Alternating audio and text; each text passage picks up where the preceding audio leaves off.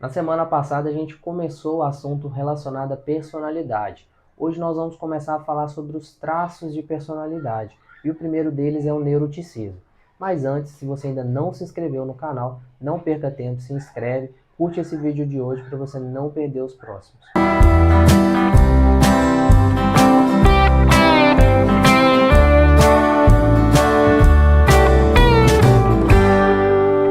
O primeiro traço que a gente vai falar é o neuroticismo. O neuroticismo é definido como maior propensão a experienciar emoções tidas como negativas, como ansiedade, tristeza, angústia, apreensão e raiva. Pessoas que têm um traço de neuroticismo maior são pessoas mais reativas emocionalmente, são pessoas mais instáveis, são pessoas que têm mais dificuldade a lidar com situações de pressão.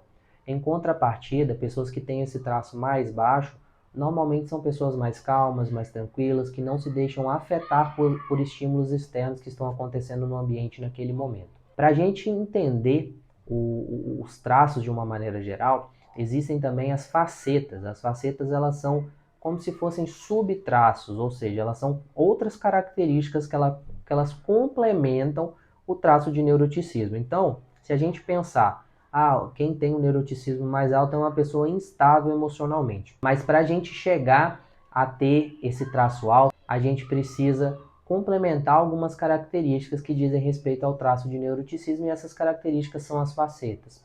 A primeira faceta que a gente tem para falar é a faceta de ansiedade. A pessoa que tem essa faceta um pouco mais, o nível dessa faceta um pouco mais alto, são pessoas que são mais propensas a ficarem preocupadas, a ficarem angustiadas e a ficarem pensando demais no futuro. A segunda faceta é a faceta de raiva, ou seja, são pessoas que têm uma maior sensibilidade para situações em que ela vai se sentir irritada ou se sentir com raiva, ela vai se sentir mais atacada com maior facilidade do que outras pessoas. A terceira faceta é a faceta da depressão. Pessoas que têm essa faceta, o nível dessa faceta mais alta, elas têm uma tendência maior a sentir tristeza, desesperança, desamparo, a se sentirem sozinhas, né, e a se sentirem perdidas em situações que têm relação com esse tipo de sentimento. A quarta faceta é o embaraço. No caso, são pessoas que têm uma maior propensão a se sentirem constrangidas em situações sociais ou situações que elas são colocadas como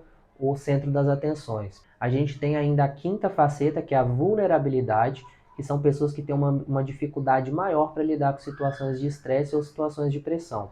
E por fim, nós temos a impulsividade, que são pessoas que têm uma dificuldade maior para conter os seus impulsos e acabam reagindo mais do que agindo, ou seja, elas tendem a não pensar muito e acabam agindo pelas emoções, o que torna aí essa impulsividade mais alta.